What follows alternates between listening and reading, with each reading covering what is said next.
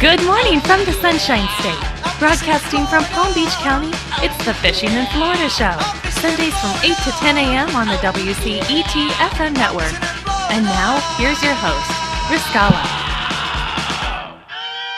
Good morning. Thank you for taking time to join us. It is the Fishing in Florida Show. I am your host, Riscala. This morning I have Carolyn Stash with Atlas Trax with me, and she's my co-host this morning. Good morning, Miss Carolyn.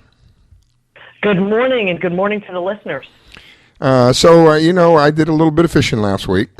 I put up a picture up. I got to tell you, it was exciting, but it was also depressing. The exciting part was we were catching snook bigger than I've ever caught before. The average, I think, was about 30 some odd inches. One of the largest ones we caught was close to 35 pounds. All of that was really nice and exciting, and really, just couldn't have designed it any better. The part I didn't like, I had to throw them back. I have never been, ever in my life, I've never went fishing and thrown an edible fish back, ever. I was telling the captain, it was a chartered boat my son had decided for Father's Day that he was going to surprise me with a fishing trip last Tuesday. And I told the captain, when my dad was alive, God bless him, he would be screaming at us for throwing the fish back. We would never, unless it was a non-edible fish, then we would throw it back. But if we caught a fish, that fish was getting cleaned and we were eating that baby. So we threw away, we didn't throw away anything. We threw back at least 30 snook. And these were pretty big size snook. So it was a wonderful fishing trip, but it was a bummer having to return them back to their home. Well, I have to tell you, getting that many fish in a short period of time like you did is incredibly impressive. And I haven't even heard of that before. So you had a fantastic day. Yeah, we were 4 hours we were out, and that includes about an hour and a half catching bait. We were catching live bait as well. So when we got out there, we would have live bait for us. So we were actually fishing maybe 3 hours, maybe three and a half. What were you all using for bait, and how were you catching it? Let's see. I call them shiners, but he had another name for them, and I can't remember what they're called. But they're big shiners, baby lane snappers, grunt, just about any small fish that we could catch. We ended up mullet. We had some finger mullet. But anything that was small enough, we would catch it and keep it and take it out there. And we were fishing off of, they call it the Palm Beach Inlet, right there next to Peanut Island. And it was just, I've never seen anything like that. Now, I've put some pictures up on my Facebook page. I'll put some of them up on the Fishing in Florida page. You can look down in the water and you can see the fish down in the water. The water was beautiful. Oh, my gosh. The water we were probably 30 feet of water, and it was so clear you could look down there and you could see the fish. When we first pulled up, I was like a little kid in a candy store. I'm starting to jump up and down. Stop. You don't see those fish down there? Stop. It was a riot. So Riscala, for our listeners that don't know, are you catching those snook inside the inlet, or are you actually going out to the ocean side? We went out the inlet and then circled back around to the side of the inlet, the south side of the inlet. So we were almost, I guess you could call it the beach, because that's another 300-400 yards in front of us was the beach. So we weren't very far offshore. We weren't really offshore at all. We were right there next to the jetties. This was amazing. I just didn't realize that there were fish like that down there. Now, the Captain Tom, said this goes on, this is a cycle, and they're in the, I can't think of spawning. They're in the spawning time right now. That's why there's so many of them. And I will tell you that from the moment we stopped and he hankered, from that moment till we caught the first fish was literally minutes. It was literally minutes. I've never experienced anything like this fishing trip ever in my life. The closest I've ever gotten was a trip that I have explained to people about. We were 20 miles offshore. We found a huge tree that was semi-submerged, and within that tree there was just tons of fish. Mahi, peanut dolphin, bigger dolphin down a little deeper, a huge marlin coming in and out and feasting himself, the biggest barracuda I've ever seen in my life, and a shark. All of that around this tree. but I had never been so close to the shore. I could almost swim. We could have swam the shore if we had to. Been so close to shore and seen so many fish. Oh my gosh, reminded me of the days when I grew up in Coral Gables, and they have saltwater canals. And there were times when the mullet would run. I am not kidding you. There would be literally hundreds and hundreds of mullet. So many mullet you couldn't even see the bottom of the canal. There were so many mullet. And you could literally take a hook with nothing on it, just a hook with a string, and drop it down, and you could catch a mullet. That's how many mullet were in the water. That's what this reminded me of. To look down in that water and just see, I can't tell you how many fish were down there. It was amazing. It was amazing. So, it was great. It was a phenomenal fishing trip. I loved every moment of it until we had to throw them back. I didn't like that part of it at all. But it was outstanding. They are out of season, though. That's why you couldn't keep them. Do you know when the season is for snook? I think it's going to be a while. I don't remember. He told me, I think sometime September, October, somewhere in there. I think. I'm guessing. But I think it was somewhere in there. I think it's next year. Now that I think about it. So it'll be a while before we can keep them. Obviously, I know how much you like your fish. I'm sorry to step over you. I know how much you like your fresh fish, so that must have been very difficult to throw that back. It was. I was thinking of my dad, because my dad would have been having a fit. He would have been screaming at that. I'm not throwing this thing. You're crazy. I caught this thing. I'm not throwing this thing back. That was a disappointing part, but it was truly an enjoyable trip. Like I said, unlike anything I've ever experienced. You get out there, and no sooner than you anchor, and literally within minutes. And what am I trying to say? These weren't little fish that we were catching. These were big fish. It was a tremendous fight. It was, it was something that was just completely unexpected. And I don't know who else goes out there, but I'll tell you, it was phenomenal. It was phenomenal. We saw a couple of turtles, the sea turtles. There was a barracuda that kept hanging around the boat. And I kept telling the captain, I think he's waiting for the right size fish to come up, and we're just going to see a head when it comes up. But the majority of the fish we're pulling up were bigger than he was. So I don't think he wanted to tackle them. But it was truly an amazing trip. So hopefully we'll be able to do that again sometime. But next time, I'm going to keep them. I'm going to throw the fish. I want to make sure it's seasoned. Maybe that's why we caught so many of them, because it is out of season right now, and they know that. The fish go to schools. They're schools of fish, so they just like when it's grouper season, they quit biting, and as soon as the season's over, they start biting again. They know. Right, and when you get that nice big grouper up from the bottom, and it's it's got a little bladder that's sticking out, and you have to pop it gently and put it right back in. That's kind of a sandwich going right back down to the bottom. Yeah, and now that you mention that, there was one of those snook that I caught. It was a rather big one that fought me, and it probably took me about 5 or 6 minutes to get that one in. When we brought it up, it was having a hard time.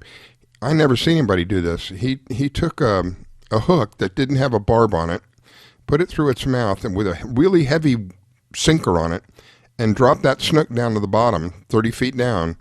And when it got down to the bottom, he gave it a yank, the hook comes out of it, and fish swam away. I'd never seen that before.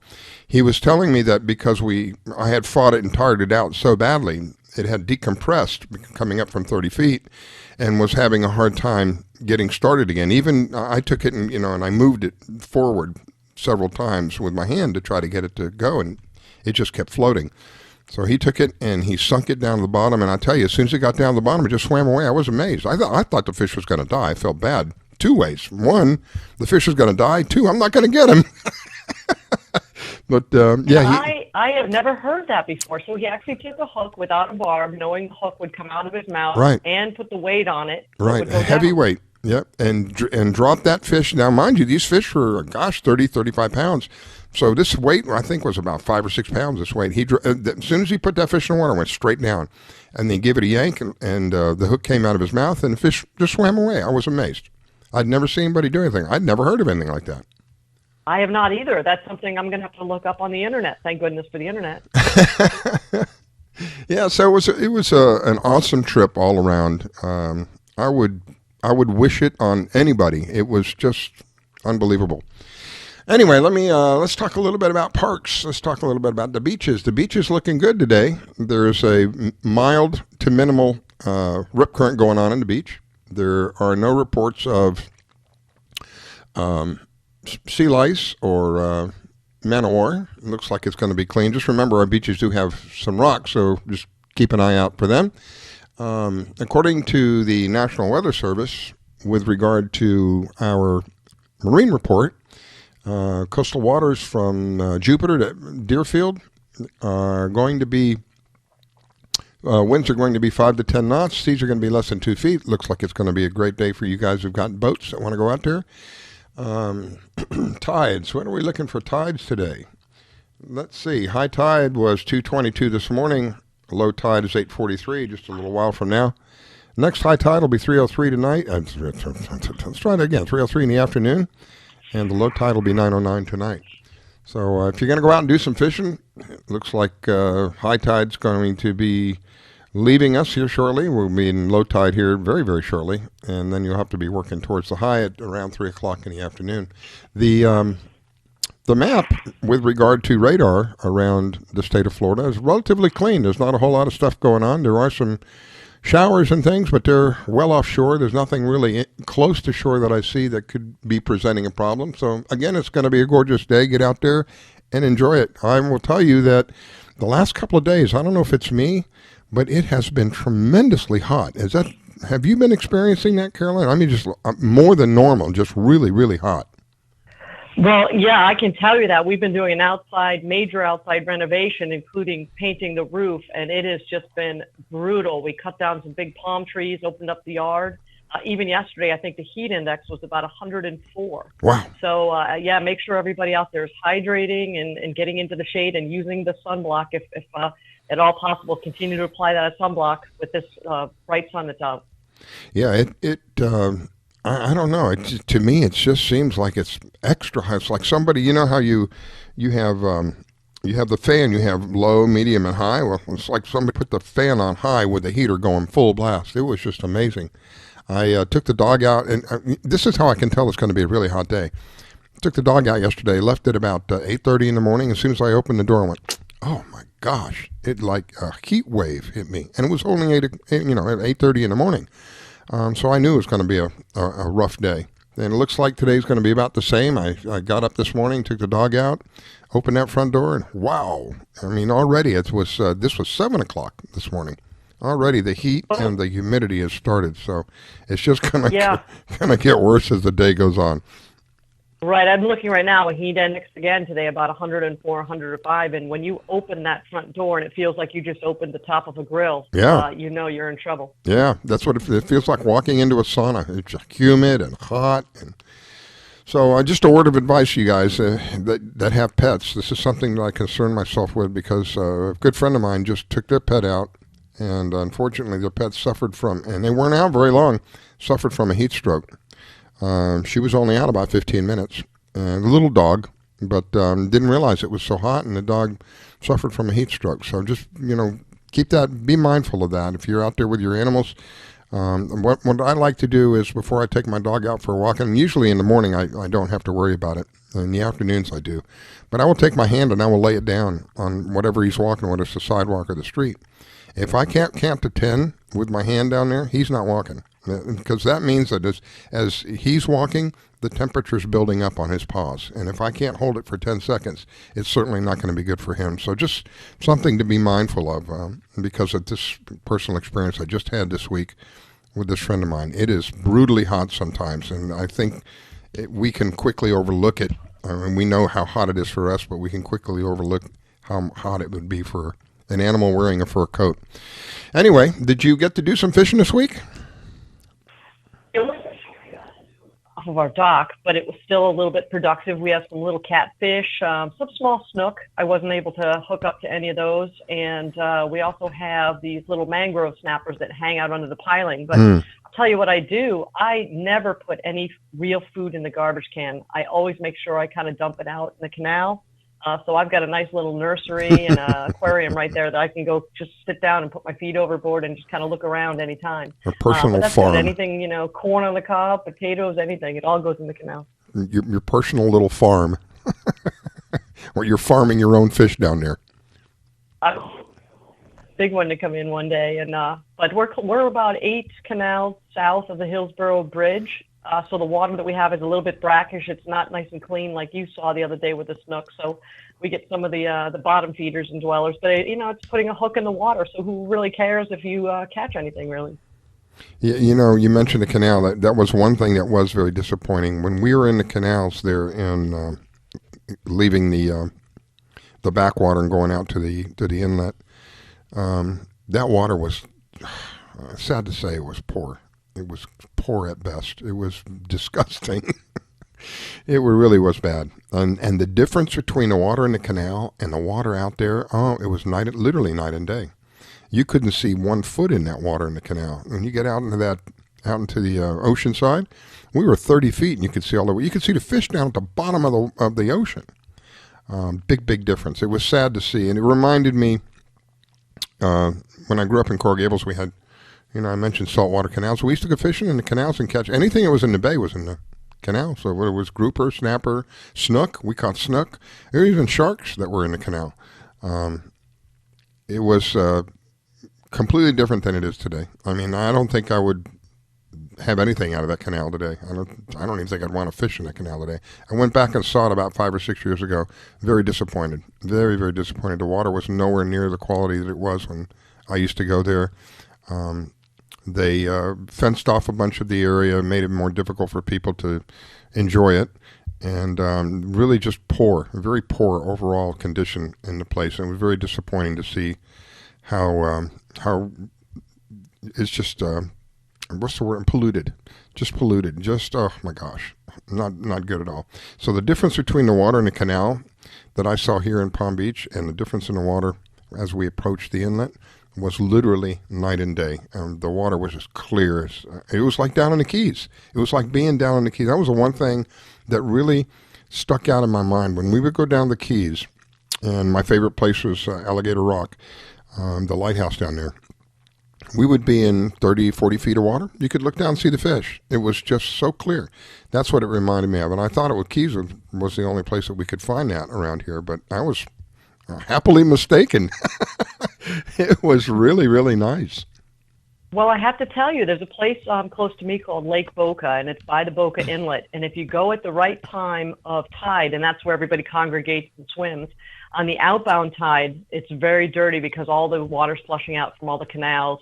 But not dirty, polluted, but just, brown. It's used water. Yep. Once that tide turns around and it starts coming back in from the ocean, you would swear that you were in the Bahamas because that whole sandbar area is so clear you could see everything. Sand grinds on the bottom, but it's amazing because you'll be able to see this clearness come in half of the lake and then more of the lake, almost like an eclipse of the sun. That's how the water comes in and just totally takes control over that area. And it's you catch the incoming tide, it's beautiful there. Wow. So let's see. We've got, who else have we got coming on today? I'm looking for my log, and my log won't come up. Yep. So we have Trae from Big Dog Tackle. What he's going to tell us, they just had a group trip down to Marathon. Some of the folks are still there, Sean Miller, and they had like a family mini fishing tournament. So he's going to tell us about that. Big Dog Tackle. We have Mike Lendl's coming on after that with the King of the Glades tournament. Then we also have, my friend Dean Panos, D&D Charters. That gentleman knows how to catch daytime sword fishing. One of the first guys, I think, caught the first daytime swordfish years and years ago. He's can give us a great fishing report out of Miami. The swordfish whisperer. Yeah, absolutely. That gentleman, he fishes a Stevie center console. He is just always in the top tag and release captain with the awarded through the Billfish Foundation. He is just an all-around great guy. Clyde's on a little bit after that, and hopefully Angelia. The Crappie psychic. Yeah, and we may hear from Angelia. I did text her. I did not hear back from her, but of course she's up there in Alaska. And I don't know how many hours difference. I think it was 4 o'clock in the morning when it was. I think she said she got up at 4, and I don't know. She's quite a bit earlier than we are. So we may hear from her. We may not. We'll find out as the show goes on today. It's I envy her. She's an awesome young lady, but it is her skill and her ability to handle situations that's got her one of the coolest gigs I could ever imagine, to be in there just for the summer in Alaska and around all of that stuff of the pictures I'm thinking of that she sent back last year. I'm imagining what she's seeing today as we're sitting down here sweating our behinds off. She's up there in like 40-degree weather.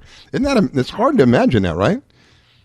Absolutely. And I was looking on her Facebook page. I see her in a nice flannel long sleeve shirt with a glacier behind her, and the sun is out, and she's got her little boots like she promised us she'd be wearing. So she's getting a little outside time too, away from the fishing boat. But I know she's supposed to be doing some 3-day trips coming up, I think, this week.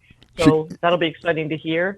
And then I also want to invite on we're animal lovers. There's a big fishing tournament coming up in July 11 called Big Dog Fat Cat out of Sailfish Marina, right where you were for your fishing trip. And they actually have on-site air-conditioned vans at that day of the tournament where animals, dogs, cats, even some ponies end up getting adopted. So we'll definitely cool. Look at having Billy Wummer on. Wow. Yeah, I'll be looking forward to that. All right, we're going to take a break, and we'll be right back. You're listening to the Fishing in Florida show. I want to thank you for taking the time to listen in. Don't go away. We're going to take a quick break, and we'll be back with more. You're listening to the Fishing in Florida show with your host, Scala Stevens.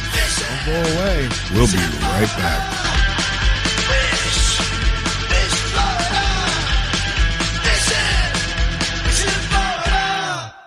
When it comes to parenting, there are no perfect answers. But that's okay, because you don't have to be perfect to be a perfect parent. Teens in foster care will love you just the same. For more information on adoption, visit adoptuskids.org. A message from the U.S. Department of Health and Human Services, Adopt U.S. Kids, and the Ad Council. Thinking of moving? Before you do anything else, call Diane Whittick. She provides a concierge service. Things like having your home or condo packed and shipped. Even take care of your home repairs or upgrades. Diane has the expertise to get it done. As a seller, you will have constant contact. She will furnish you with bids on any services that might need completion. Air conditioning, plumbing, handyman, and even cleaning. Living up north and have a home to sell here in South Florida? Just give her the keys, address, and a signature. Your payment will be wired when the property is sold. That's right, Diane does it all. Thinking of buying? Diane has great listening skills. Tell her what you want, give her your budget, and like a genie, she will make your real estate wish come true. There's no regrets when you choose Diane Whittick. To reach Diane, call 561-247-5478. That's 561-247-5478. Do you need toner for your Epson, Hewlett-Packard, Canon, Brother, Apple, or Sharp printers? Look no further than Laser Technologies. In business for over 20 years, they offer the lowest prices on toner on the web. They can also repair your laser printers and toners fast and easy. Call their expert staff today at 561-792-9600 or email us at service@laser-technologies.com for all your toner needs. All toner is shipped nationwide. Why wait? Get the lowest prices on toner. Call or email us today. Do you have an unusual pet? Did you know that the Rainforest Clinic in Loxahatchee specializes in exotic pets? They see pets that other vets don't. Parrots and chickens, ducks, geese, turtles, snakes, goats, pigs, lizards, and even monkeys. Are you a beekeeper? Dr. Clubb, the first of her kind in the area? Yes, she takes care of bees as well. Dr. Susan Clubb has decades of experience and known around the world for her reputation as a premier avian vet. Located at 3319 E Road in Loxahatchee, just a short distance north of Okeechobee Road, you will find a modern clinic with in-house labs, which allow you to get your test answers quickly. You can find them online at www.susanclubb.com. That's www.susanclubb.com. Or you can reach her at 561-795-4878. It's Dr. Susan Clubb. That's 561-795-4878. The Rainforest Clinic located in Loxahatchee. 561-795-4878. Want to give your pet the celebrity treatment? Have you heard of Hollywood Pet Grooming and Care in Royal Palm Beach? They're located just off State Road 7 and have been servicing the area for 14 years. Hollywood Pet Grooming and Care is the home of the Blueberry Facial, also specializing in tartar removal with 8 years of assisting in dental procedures. Hollywood Pet Grooming and Care? They're more than just about dogs. They are the only experienced cat groomer in the area. They also cater to all breeds and sizes and open 6 days a week. Hollywood Pet Grooming and Care, located just north of the Super Walmart in Royal Palm Beach. You can find them at 250 Business Parkway. They specialize in shampoos with no extra charge. Flea and tick dips also available. Hollywood Pet Grooming and Care. You can give them a call at 561-793-9992. They also provide gift certificates for those looking for that special present. Hollywood Pet Grooming and Care. 561-793-9992. They're located in Royal Palm Beach. That number, 561-793-9992. Call for your appointment today. This station is now the ultimate power in the universe. We have ignition. Strap in. 5, 4, 3, 2, 1. I grab my fishing pole and cast it in the water. I fish until dawn. Oh my, I caught a shark. I'm fishing and blowing on. When the sun shines all day. They call me a grouper. So fishing and blowing on. Oh yeah. Fishing and blowing on. Good morning from the Sunshine State. Broadcasting from Palm Beach County, it's the Fishing in Florida Show. Sundays from 8 to 10 a.m. on the WCET FM network. And now, here's your host, Riscala. All right, we are back. It is the Fishing in Florida Show. Good morning, good morning, good morning. And what a morning it has been. I will tell you, it started out as a typical South Florida morning. I mean, you walk out of your home, and my home, I keep it at around 77 degrees, 78 degrees, just a comfortable. You open that front door and you feel like you're walking into the sauna, and that's what it felt like this morning. So we are welcoming the heat because we really don't have any choice other than that. But thank you for taking time to listen in. Greatly appreciate it. There are many different ways that you can listen to us. So those of you who are in South Carolina, you can find us on 101.7 FM, which is WCET. You can also listen to us on the net. That is probably one of the easiest ways to listen to us. If you are on the internet, you can go to www.wcetfm.com. That's our home network. And we have a player there that you can listen to us on. If you are a Facebook fanatic, you can find us on Facebook. And while you're there, please give us a like. That makes us relevant in the searches, makes it easier for people to find us.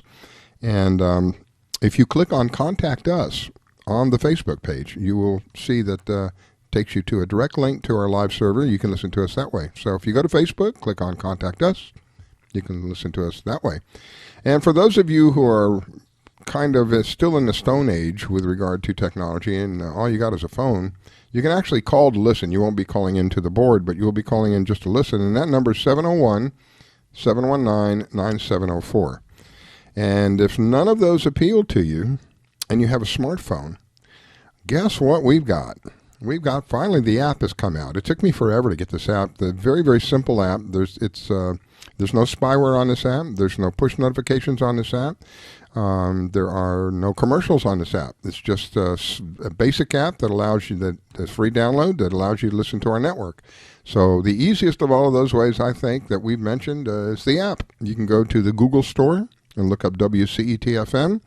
And you'll find our icon there, and you'll see Fishing in Florida. Click on that, download that, and you can listen to us on any Android-driven product. I'm working on the iPhone still. We're looking to see how much acceptance we get with the Android. So many different ways you can listen to us, the app, or whether you want to be online, whether it's Facebook, or what do you want to call in. All different kinds of ways to listen to us, and we are glad that you do. Let me welcome back my co-host, Carolyn Stash. What I love to say about Carolyn, because she's got such a cool product, if you want to protect what you love to the max, you got to talk to my friend over there at Atlas Trax. Welcome back, Carolyn. Yeah, I don't know what happens when you first come on. We get a little bit of a distortion. And I think we have Trae West on with us. Is that you, Trae? I'm here. Hey, good morning, sir. How are you? I'm doing great. How you guys doing? Good morning, Trae. Morning. So how are we doing over there where you're at, Trae? We're doing good. Still plugging away with work and business at the store at Big Dog Tackle. And, things change a little bit on a regular basis as far as the coronavirus situation. Mm-hmm. But we're trying to do our part by, enforcing the mask in the store and try to maintain social distancing and continuously wiping things down and cleaning things off and washing your hands and all that good stuff until we get to a better place. I have to laugh because I don't laugh, I'll cry. This week, right? For those of you who are not in the area, this week our county commissioners had made a decision to require masks, a mandatory regulation, whatever you want to call it, of people wearing masks in public places. There are some exceptions to that, from what I understand, and you don't hold me to it, go check it out yourself, but the exceptions are religious exceptions, health exceptions, and if you're in an area that you can maintain what they call social distancing, which is about 6 feet, then you may avoid wearing the mask. Have they been on your behind about, have you gotten any letters from the city or anybody like, or county or anybody like that about, making sure that you do this, that, and the other?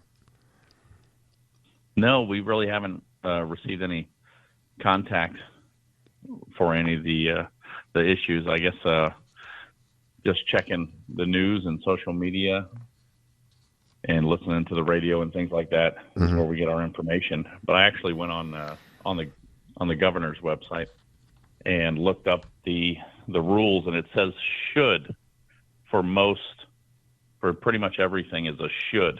It's not a must, I believe, but for us, we're gonna treat it like a must anyways. Yeah. Well, it is a sign of the times, unfortunately. I don't want to give out my personal beliefs, but I just think a lot of this is well overblown. It's the numbers, they keep telling us more and more and more people are coming up positive, but they're not saying, well, we're not, the numbers for people passing away they're going away. So it's just to me it's a pain in the where, and something that here's what I will say: if you're somebody who is has a compromised immune system, then God bless you. If you think that that's going to help you, then do that, because psychology plays a big part of this. If you think hard enough on something, you can actually bring it to pass, and that's a scientific fact. That's not me saying that. If you think that you're sick and you keep telling yourself you're sick, you can get sick. If you think that you're well and you keep telling yourself you're well, guess what? You get well. So a part of this is psychology. So if the mask makes you feel better, then God bless you. Wear the mask. My whole contention is I don't like being forced to do anything. That's where I stand. The CDC has said that if you're a healthy individual, especially if you're exercising, you shouldn't be wearing a mask because there's a reduction in oxygen intake. If you're somebody who really doesn't have a compromised immune system and you're outside, you really don't need to be wearing a mask. But a lot of people, I see people driving in their cars, windows up, air conditioner on, they got a mask on. It's just overblown. Anyway, that makes no sense. Yeah. So Trae, tell us a little Trae, bit. Were you down in my marathon the last couple of days, Trae? I was down there for a couple of days, and it was beautiful. It was beautiful. Was there an event sponsored by the Offshore Angler of Pompano Beach? Yeah, so Sean from the Offshore Anglers and his board, they put on events throughout the year, and this one just happened to be at Faro Blanco, which is a very nice marina and resort over there. I believe it's a Hyatt hotel that we stayed at, and there's a marina right in the back. Oh, sweet! And I think we had about 30 boats from Pompano area go down there and take over the marina. Wow, well, that's cool. I bet they enjoyed that. After this hiatus of theirs for God knows how, 90 days, they locked the whole place down and wouldn't let anybody in that didn't live down there. So I'm sure that was a pleasant welcome. For sure, and I believe they just opened it in June. The Keys just opened up in the last couple of weeks, and this trip had been planned for pretty close to a year. Oh, my. Yeah, so I think a lot of people really felt to get away from a lot of the daily routine that we've been through lately. Yeah. And a lot of people were relaxed and fishing and having a rum runner down by the boat. There you or go. Any kind of cocktail. Yep. So it was really nice. Wow. Tournament tournament associated with this trip too? Was there a group tournament? I don't Say know. that again, Carolyn? Tournament when you got down there, was a fishing tournament actually on site? Yeah. So what they had arranged is that there were different little tournaments every day, and I got down there Wednesday night, and Thursday was a dolphin tournament. So I think the whole week was pretty nice weather, pretty flat, and then Thursday started to get a little choppy down there with the wind picking up. And so I fished with a friend of mine, Jay Cooper. You might know him. And we went out on a 24 Pro line. And we went out. Actually, I'll tell you the lead to that, because in fishing, a lot of people don't realize information is probably the most valuable part of fishing, right? So we were at the bar the night before, just hanging out with other club members and then meeting some other people that were there on vacation. And I happened to buy some people a drink at the bar that I didn't know before. And we were just hanging out talking. And these two gentlemen had been fishing that day. And they had told me, don't bother fishing in close. 800 to 1,000 feet, if you find the birds, you're going to find the fish. So that was well worth my price of admission, because Thursday, the next day, we ended up going out pretty much straight out off of Marathon. And we hit about 650 feet, and there was weeds everywhere. They were a little spotty because of the wind. And so we were cleaning lines, and we got a couple hits there. And then nothing was going on. So we ended up going out past 800 feet. Next thing you know, we find a few birds kind of circling and diving, and we followed them for a little while, and we got on the dolphin. So we were in a school of dolphin, and we could have pulled in probably 100 dolphin at that point. Oh my gosh. But we kept about 7 or 8, and then we kept moving on. Wow. Wow. Yeah. Yeah. Oh Lord. Those are the kind of... So in about 900 plus feet is where we found the birds, and we just kind of followed them. Go ahead, Carol. Any fish win you a tournament for the day? No, we didn't get the biggest fish. However, a very popular spot that's known by a lot of people down in Marathon are the Marathon humps. So one of the guys from the club with his crew, they ended up going to the Marathon humps, and they caught a 28-pound dolphin, Sweet. Which won the daily tournament. Oh wow. Wow. Yeah. That's a nice, I was telling Carolyn earlier, it's nice that they got to keep the fish. I went fishing this last Tuesday. My son had chartered a captain for me for Father's Day, and we were catching snook. We caught at least 30 snook. There was 3 of us fishing. We caught at least 10 apiece, and the smallest of them was probably 25, 30 pounds, so we're pretty big fish. It was really, really nice until I had to throw them back because it wasn't season. But it was an enjoyable trip up until that point. I mean, I really, and to this day, I still think to myself, I wish I didn't have to throw them all back. So catching a 20-some-odd pound dolphin and being able to keep it, that's what I think. That's my dream. Keep the fish so you can eat it. Yeah, it'll essentially feed the village. Oh, my gosh. That's a nice-sized fish. So what have you got going on for this week? This week, we're just back to the usual with the store. Everything is pretty much the same status as far as being busy. I think last time we had talked about how busy it is with everybody boating and fishing, because that's a great way to get away from all this. Well, I guess it is social distancing, and to be out on a boat away from everybody, it doesn't get much better than that. Plus, relaxing and enjoying the weather. The weather looks beautiful over here in Broward County. The wind is pretty slow, and the waves are nice. And actually, the mahi have moved up here, and a lot of people are catching some dolphin up here too now. What do you find the most popular, if there is, the most popular bait for them? Well, for the dolphin, a lot of people use bonita strips with a sea witch, Mm-hmm. and they troll those. And also, the standard ballyhoo. And in the single hook mono rig ballyhoo tends to be really popular because it swims the most natural with just having a single hook in it. Mm-hmm. And having the mono, so you don't have a lot of wire in the water. And a lot of people say, oh, well, sometimes I get bit off on the ballyhoo, it bites the tail, and I miss the fish. Well, a lot of times those are little fish pecking at the bait. The bigger fish will swallow the whole bait. Yeah, I was surprised. So I think that's what you're looking for. I was surprised at the size of the bait that we were using to catch these snook.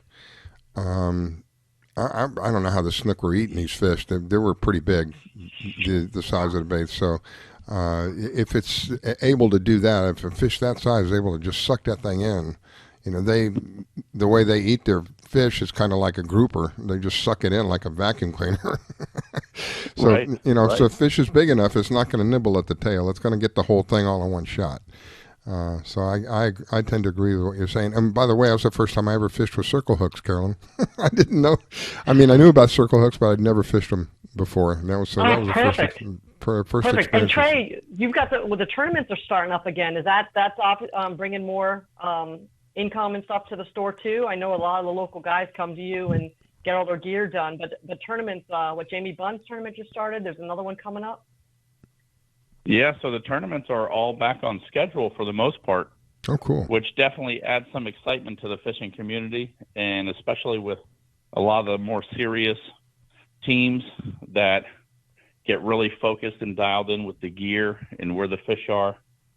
So it definitely makes things a little more exciting around town when the tournaments are going on. And I think Jimmy Wickett had a really nice meet mayhem right out of Fort Lauderdale where he put the barge in the inlet because he couldn't get the permits on land.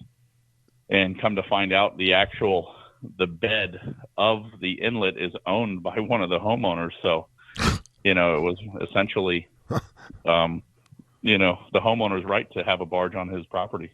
Wow. Which was really interesting. So that was 65 boats in that tournament. And then Jamie Bunn had his slam, the Summer Slam tournament. And I believe that was 90 plus boats. So very nice tournaments, like our normal summertime tournaments. Wow, it's nice to hear that things are beginning to roll again. We've been put on hold for so long that it's kind of relieving in a way to hear about that. That's great. Yeah, and we'll see how those on land weigh-ins are going to work out going forward, because I think that's the challenge, is that the cities are hesitant to put together gatherings like that. Even though the tournaments, even with the barge, it was pretty much one at a time. You get on and you get off, and you had to have a mask on to even get on the barge to take a picture with your fish. Lord have mercy. So, I mean, they are actually also paying attention and duly noting the rules and the requirements for the masks and the distancing. Wow. Well, you just have to kind of roll with it at this point until the powers. That's what it is. That's what it is. We'll get through it. And I'm glad that you got a couple days away from the store, because your store hours are 7 days a week from 6 in the morning to 7 o'clock at night. So this was a nice 8 break o'clock for you. At night. Wow. Yeah, 8 o'clock at night. So that's good. Did Nicole get to go down with you? No, I couldn't pry her out of the store. I'm sure. It's still kind of in the infant stages, and so, we're really attached to the store, but we're also very involved with the community and, the offshore anglers of Pompano Beach and other fishing clubs that are local. So we have to do our part on that side as well. So we're lucky there's two of us.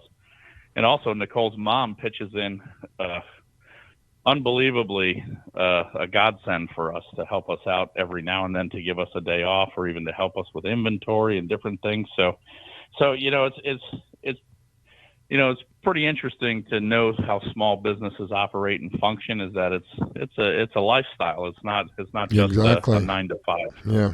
It is. It is a lifestyle. That's a good way of putting it. A very good way of putting it. Because as a small business owner, and Carolyn, I'm sure you agree, it's a lifestyle, right? Because you're a small business owner as well. I'm not 9 to 5. I'm working now. I'll work a little bit later. I worked yesterday. If someone calls and needs a tracker, I'll drive it to them today. It's whatever has to be done. And we're a very intimate club of entrepreneurs, and we rely on local companies and people to use us. So Trae, I'm one of your loyal customers, and I'll be there for sure. All right, Trae, we are about out of time, but before we go, give us the address. Where's the tackle store located? It's amazing. The time flies by so fast hanging out with you guys. I know. So we're Big Dog Tackle. We're over at 1440 North Federal Highway in Pompano Beach. So if you know Hidden Harbor, Aqua Marina, we're right by there, and we're very close to the 14th Street Causeway boat ramp. And we are open 7 days a week at 6 a.m., and we have all the bait and tackle that you need for local fishing or any advice. So even if you're a novice fisherman, we love helping people out. So anything from a small, basic, temporary combo while you're visiting, all the way up to the highest end equipment that you desire. We can help you get it all set up, rigged up. And our website is www.bigdogtackle.com. Or if you want to give us a call at the store, 954-933-7587. And I do want to add something. They have an amazing clothing section, women's bathing suits, bikinis, all kinds of UV tights. So you can just go there if you don't need gear and just even look for clothing. Oh, cool. All right, Trae, wish you an awesome day, my friend. Want to thank you for taking the time to call in and share with us. Unfortunately, we are out. I'm going to take a quick break, and we'll be back. Let me let Carolyn say goodbye to you, and we're off to a break. Have a wonderful day, Trae. Say hi to Nicole. All right. Thank you, guys. It's always a pleasure being on the show with you. You guys are awesome. Thank you, my friend. You're listening to the Fishing in Florida show with your host, Scala Stevens. Don't go away. We'll be right back.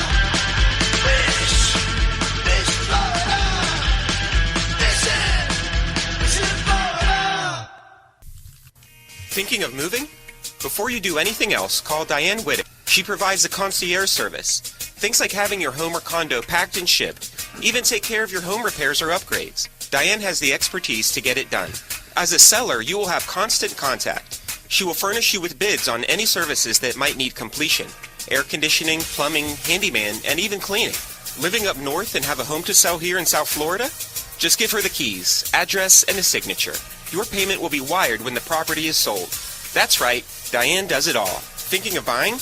Diane has great listening skills. Tell her what you want, give her your budget, and like a genie, she will make your real estate wish come true.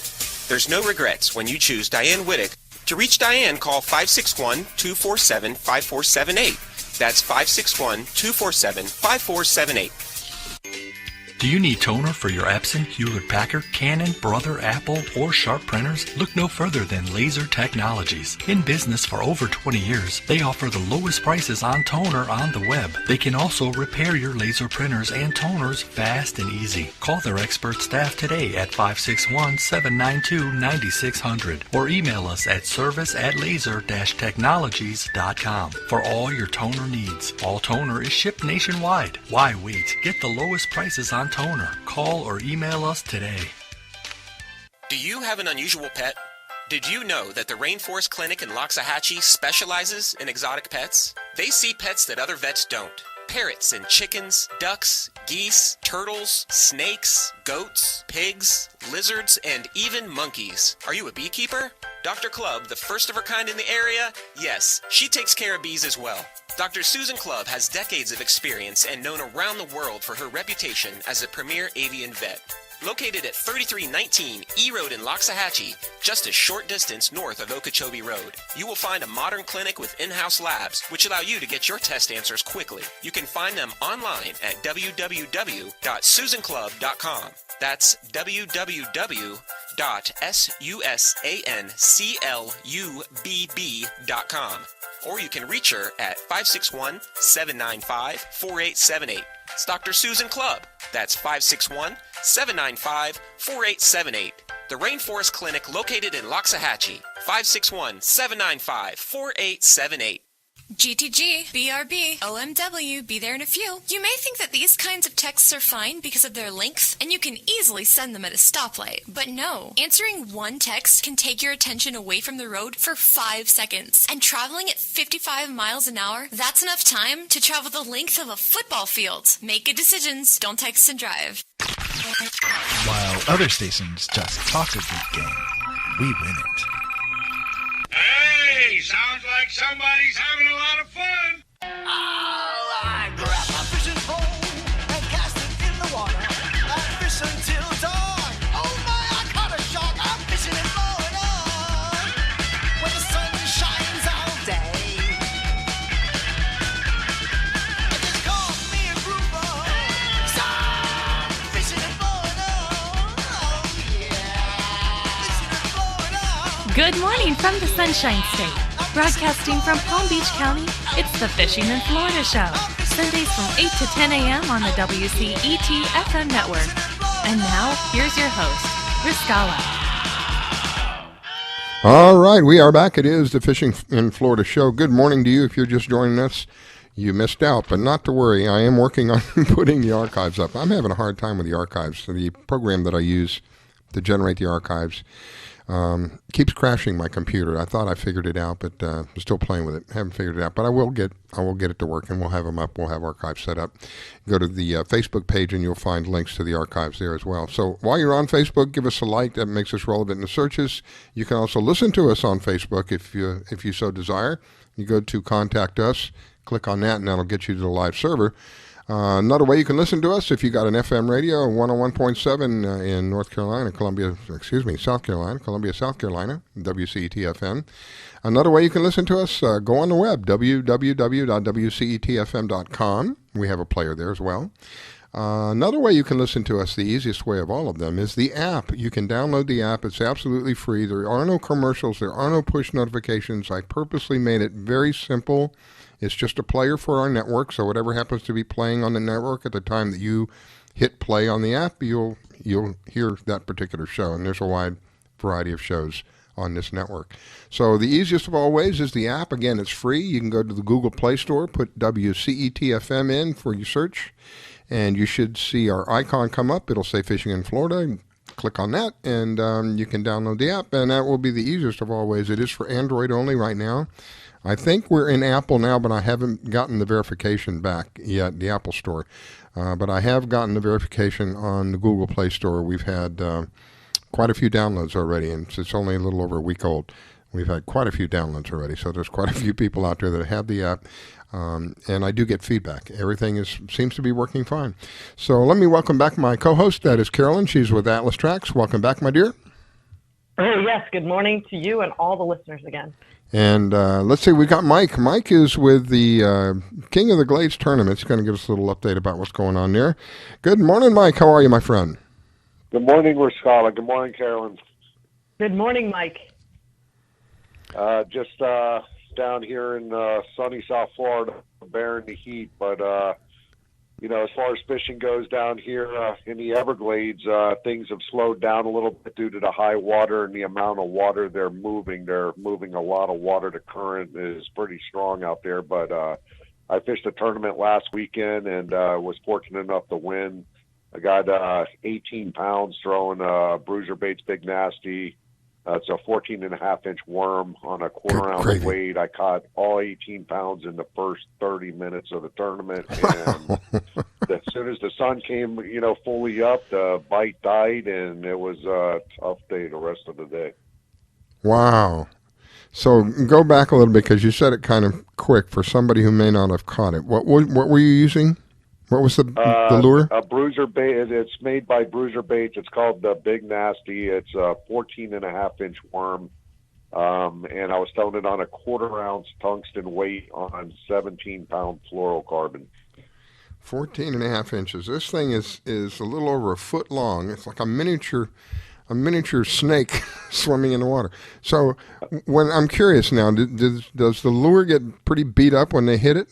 You have to replace. Actually, that bait is made pretty durable. I usually get probably, 8 to 10 fish off of one worm. Wow.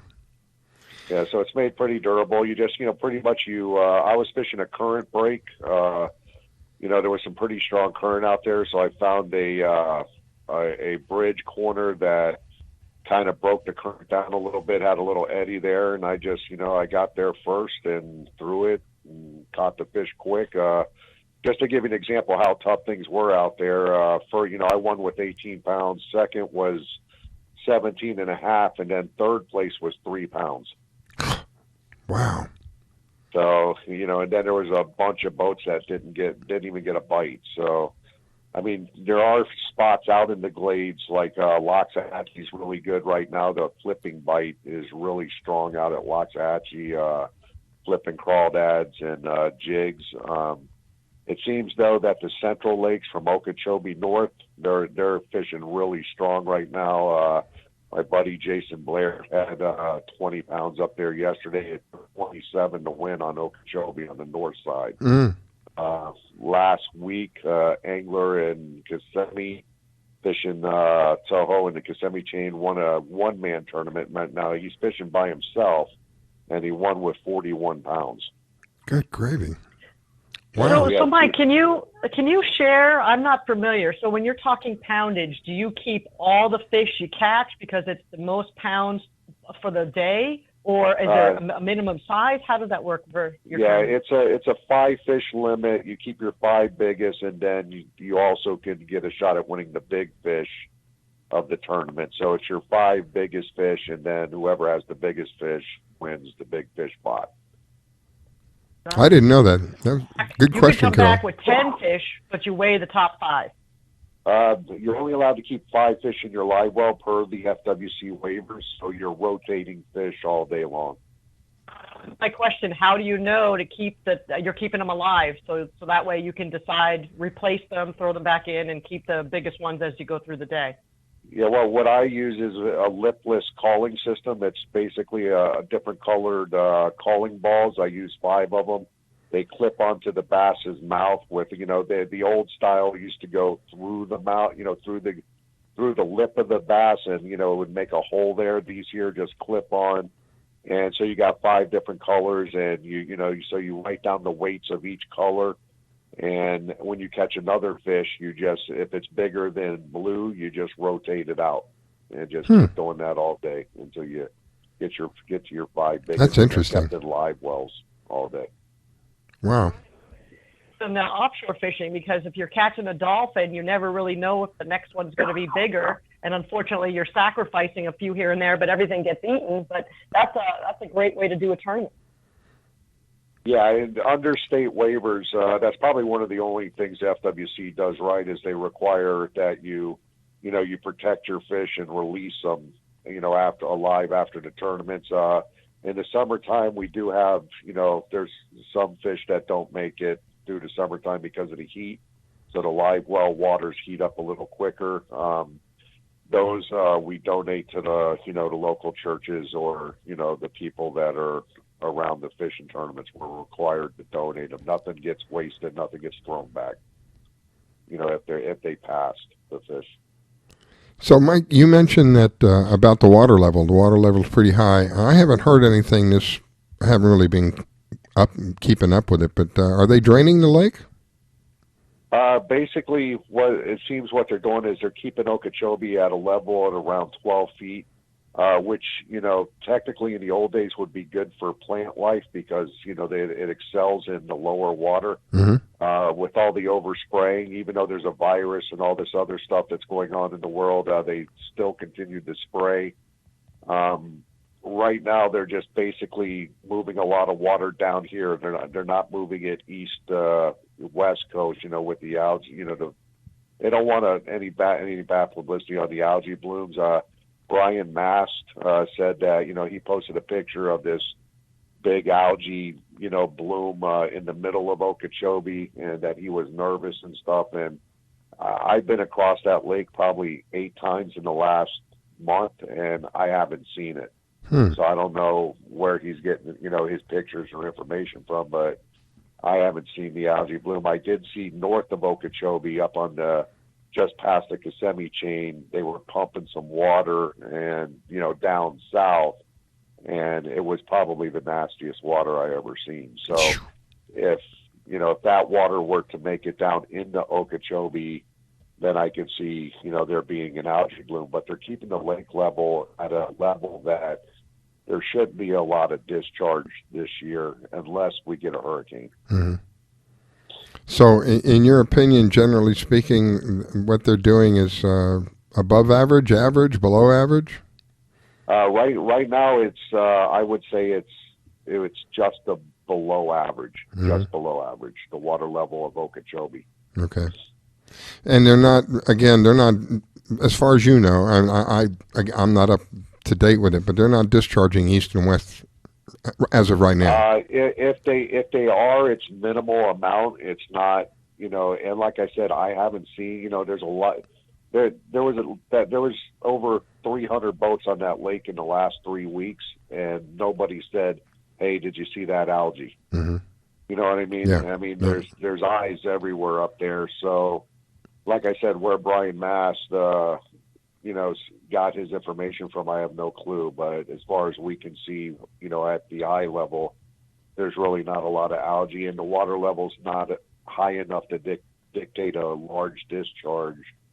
Good. Unless we get a hurricane. That for me is good news, because of what we experienced last year. I think it was last year. I don't know. Time flies by so quickly with me anymore. Right.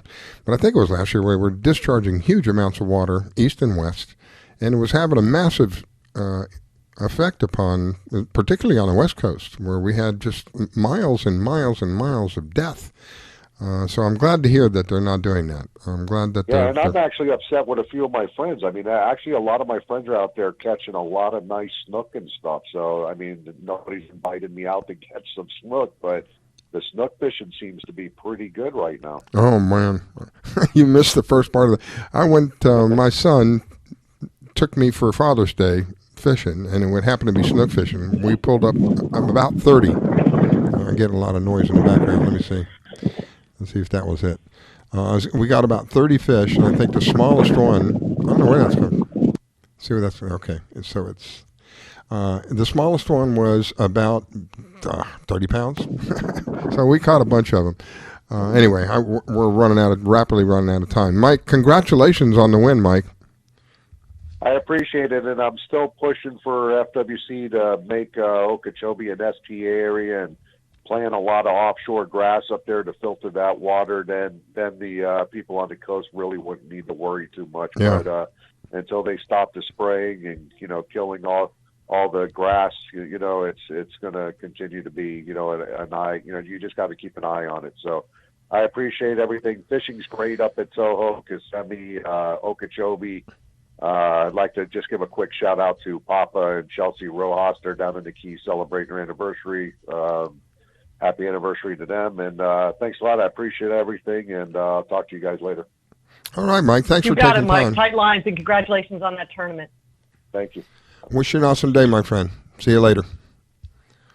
All right, that's Mike Lendl. He is with King of the Glades tournament. We're going to forego the break because we're running behind. And what happens is we start having a good time, and then the time passes, and I don't get the break at the right time. So we're going to forego the next break because I've got Dean waiting for me. He's with D&D Charters. Welcome on, Dean. How are you, my friend? Well, he was on. Don't know what happened. I can't hear him. Carolyn, are you there? I'm here. Oh, there you hear me? There he is. There I am. Hey, good morning. How are you guys? Good. That's good. Yeah, I can hear you. We're offshore. We're fishing right now, but I can hear you guys. All right. So what are you fishing for? Today we are fishing for mahi-mahis. That's what we've been doing most of this week. It's been really good. Early in the week, it was really good when it was calm. We had big mats of weed out here, and there was fish on a lot of the mats. And then as the week progressed, the wind picked up, and the wind broke up the seaweed, and the fishing got a little bit tougher. But it's calmer today, so we're hoping we're going to find them fish again. Woohoo! That's great. Have you caught anything so far today? No, we just put them out about half an hour ago. Oh. We're just we'll find them. It'll take some time, but we'll find them. And Carolyn says that it's and from the reports I've got with the radar, it looks like it's going to be like glass out there today. I wouldn't call it glass, but it's definitely not as rough as it's been the last three days or so. It's quite nice. It's like east 10 knots. It's nice. It's nice. How far offshore are you? Right now, we're probably sitting at around 4 miles offshore, and we'll probably venture another 4 or 5. The fish haven't been way out there.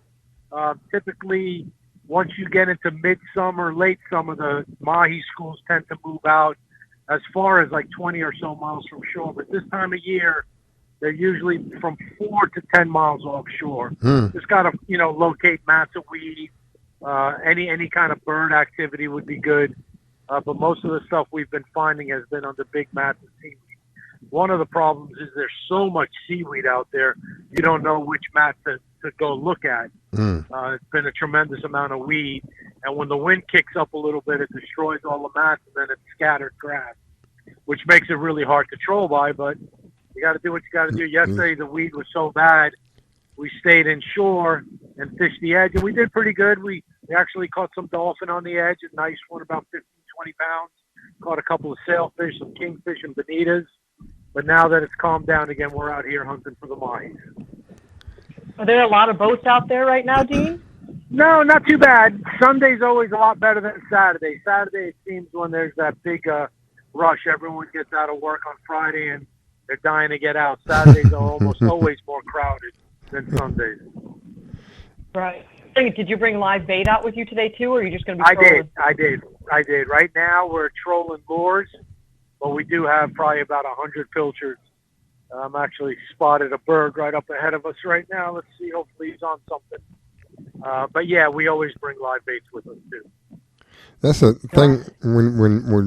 My experience with trolling is when you're out there trolling, it can be so boring sometimes. You're pulling and nothing's happening, and you're breaking through the waves, and it's just mundane. And you go from that to pandemonium in a matter of seconds. Right. That's the part that I enjoy that moment when we go from boring to holy smokes, we got a hit, and as you start bringing them in, you see the school following them, and the chum goes out and the lines go out, and I'm hoping that you get to experience that shortly here. Yeah, I'm sure we will. But part of it is you can either troll for the mahis, which for me, I kind of like trolling because, number one, you get to really look around and try to find things in the general area. You're looking at the binoculars, you're looking for birds, you're looking for debris. The other way is just to run around the ocean looking for, debris or birds and stuff like that. You end up burning a lot of gas. And a lot of times you're just passing over stuff that you don't know if there's fish on there anyway. So trolling does have its downtimes, but at the same time, we're always looking.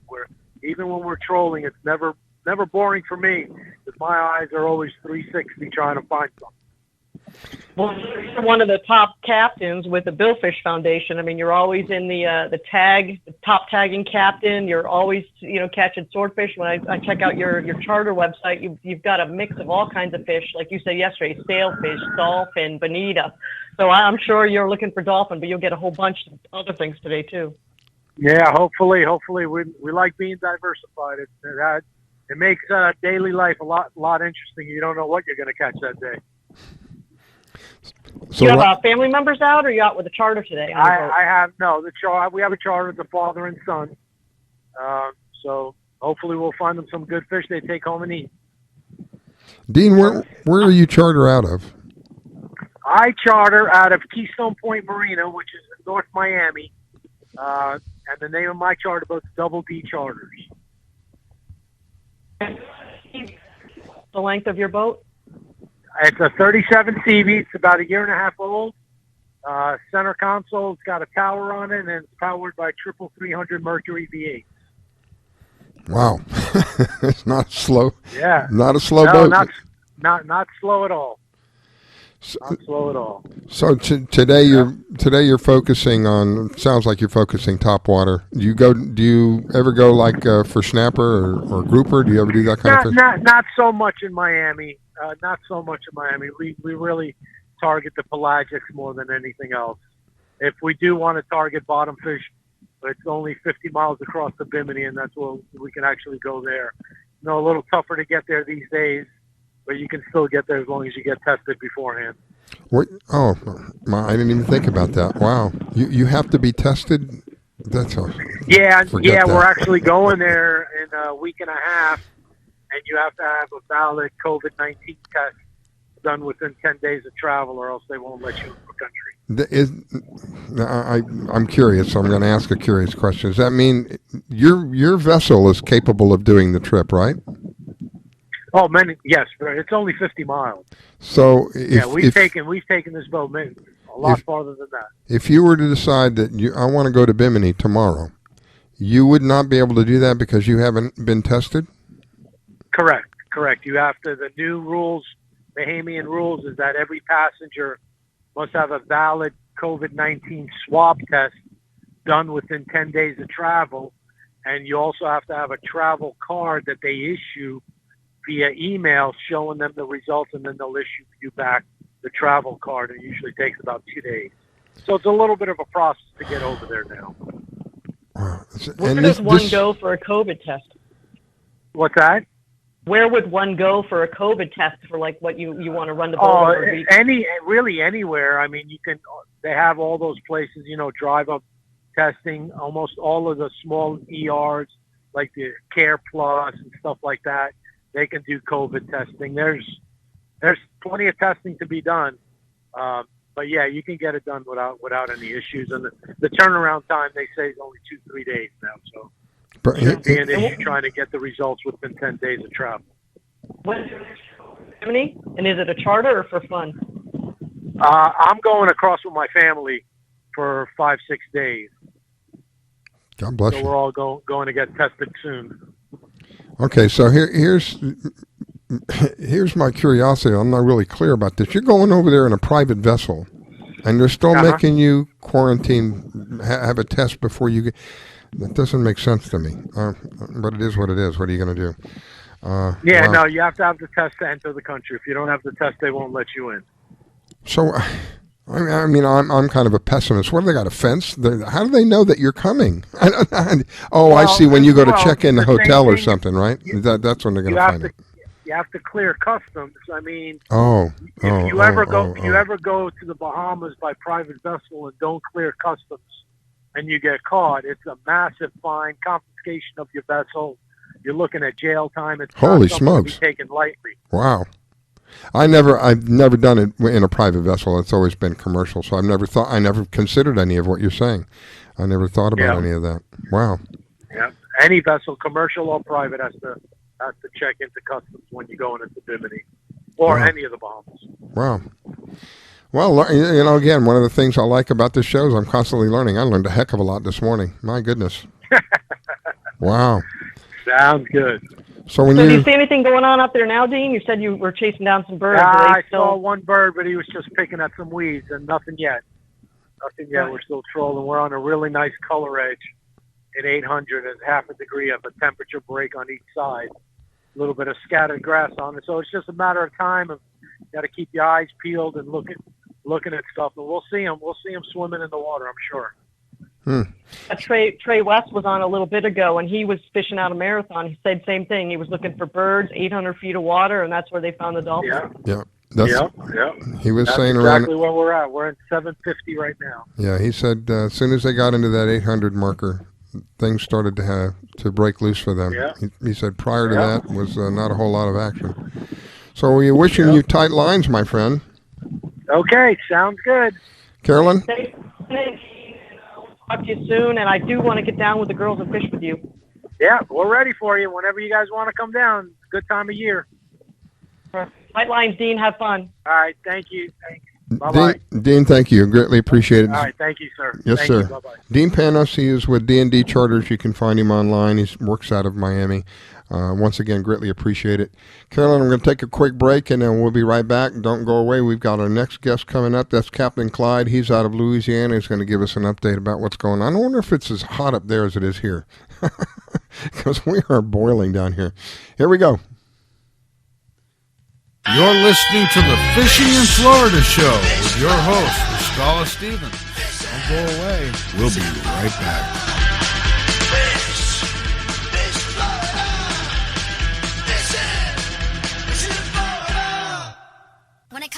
parenting, there are no perfect answers, but that's okay because you don't have to be perfect to be a perfect parent. Teens in foster care will love you just the same. For more information on adoption, visit adoptuskids.org. A message from the U.S. Department of Health and Human Services, Adopt U.S. Kids, and the Ad Council. Thinking of moving?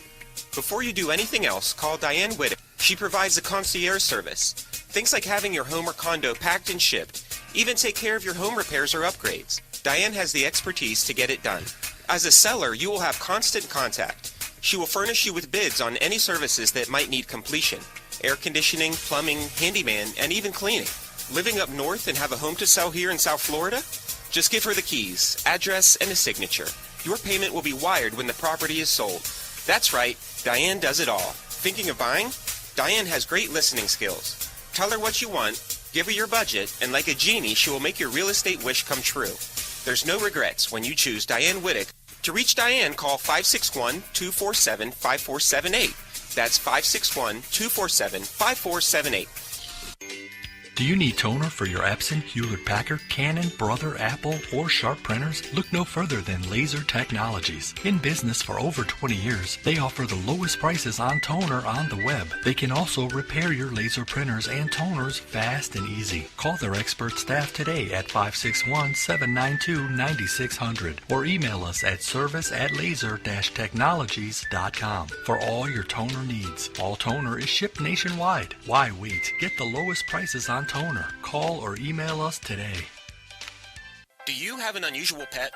Did you know that the Rainforest Clinic in Loxahatchee specializes in exotic pets? They see pets that other vets don't. Parrots and chickens, ducks, geese, turtles, snakes, goats, pigs, lizards, and even monkeys. Are you a beekeeper? Dr. Club, the first of her kind in the area? Yes, she takes care of bees as well. Dr. Susan Club has decades of experience and known around the world for her reputation as a premier avian vet. Located at 3319 E Road in Loxahatchee, just a short distance north of Okeechobee Road, you will find a modern clinic with in-house labs, which allow you to get your test answers quickly. You can find them online at www.susanclub.com. That's www.susanclub.com. Or you can reach her at 561-795-4878. It's Dr. Susan Club. That's 561-795-4878. The Rainforest Clinic located in Loxahatchee. 561-795-4878. Want to give your pet the celebrity treatment? Have you heard of Hollywood Pet Grooming and Care in Royal Palm Beach? They're located just off State Road 7 and have been servicing the area for 14 years. Hollywood Pet Grooming and Care is the home of the Blueberry Facial, also specializing in tartar removal with 8 years of assisting in dental procedures. Hollywood Pet Grooming and Care? They're more than just about dogs. They are the only experienced cat groomer in the area. They also cater to all breeds and sizes and open 6 days a week. Hollywood Pet Grooming and Care, located just north of the Super Walmart in Royal Palm Beach. You can find them at 250 Business Parkway. They specialize in shampoos with no extra charge. Flea and tick dips also available. Hollywood Pet Grooming and Care. You can give them a call at 561-793-9992. They also provide gift certificates for those looking for that special present.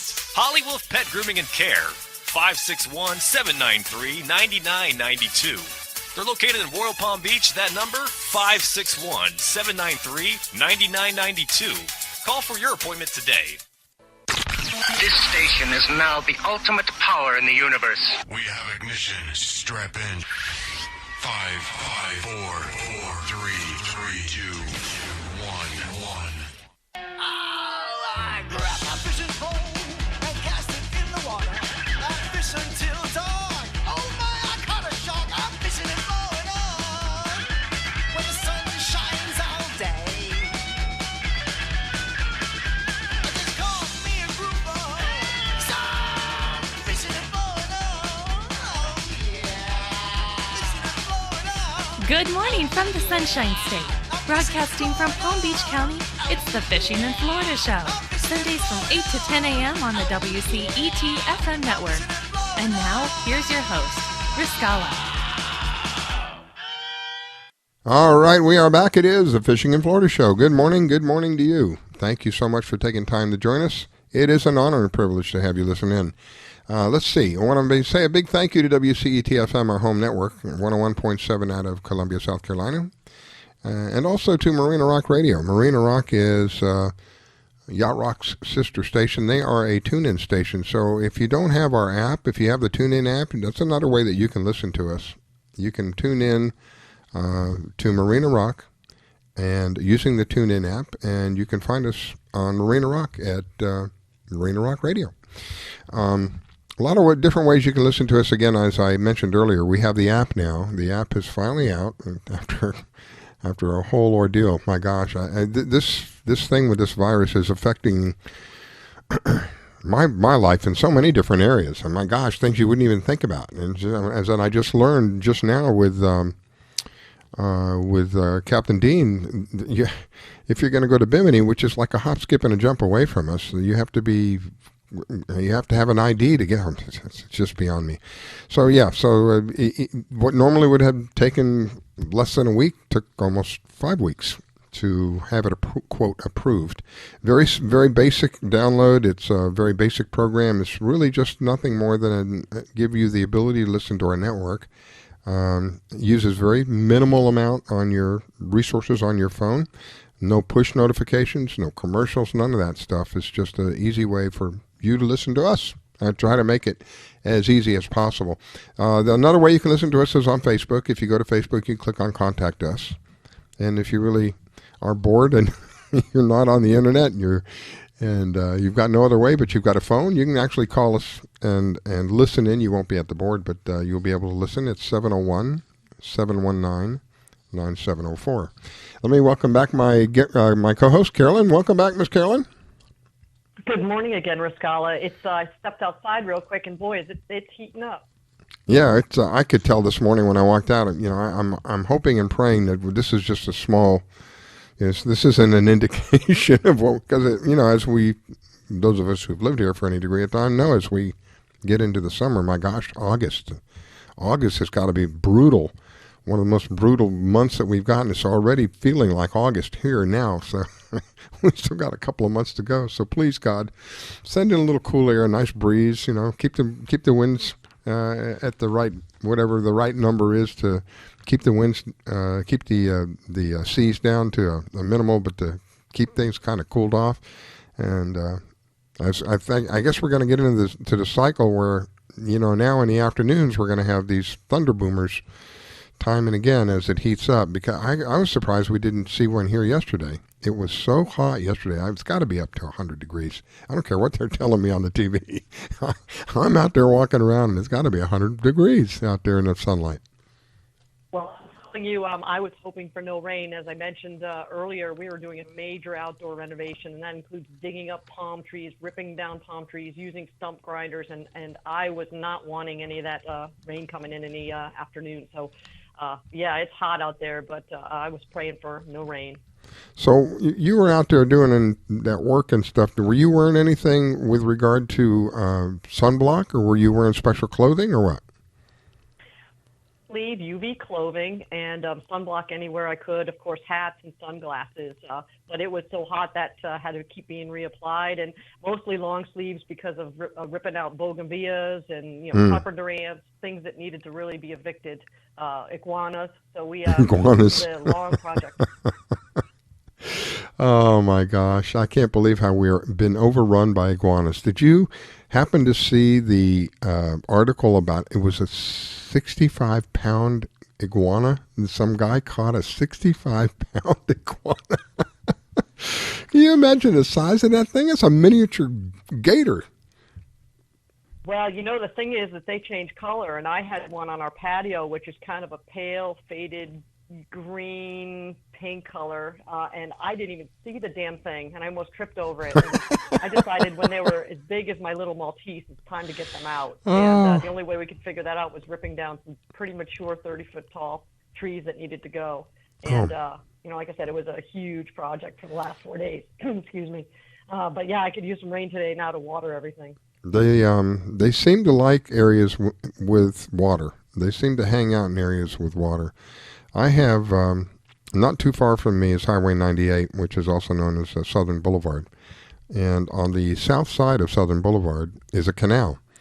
There are days where I have driven, going eastbound on on Southern Boulevard, headed out towards downtown.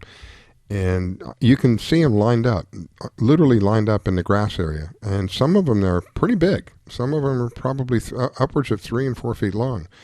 Lined up just right there, kind of sunning out. It's like you're in another country. It really is weird. And this has just happened within the last probably just year or so that it's gotten that bad. And there were times when I'd be driving by and I could see 5 or 6 of them all, congregated together out there. So yeah, they like the water. Something about the water. I don't know exactly what it is, but and we have been I don't know whether you're aware of it. We have been overrun with these things, and I think it was Animal Control was saying get rid of them in whatever way you can. They were supporting the people killing them in whatever way they could kill them. I don't know. Well, not only are they making a huge mess on the patio, they are eating all the leaves from the hibiscus and stripping down and killing plants. So it was really time for them to go. And I kept going out to the bushes, and they're down to their stalks. Beautiful 6-foot hibiscus. All the leaves are gone. They're eating. I don't know why. I thought they ate like other lizards and stuff. I didn't realize that they were vegetarians. Huh. Wow. And they love jumping in the pool. They make a mess everywhere. They'll come right up to your window and look inside for dinner. And not only, of course, we're on the water. What else do we have? We have rats. We have, unfortunately, and we have the iguanas. We have mosquitoes. We have carpenter ants. So, it was a major change in the last few days that we did. And I'm hoping the pests will be a little bit less.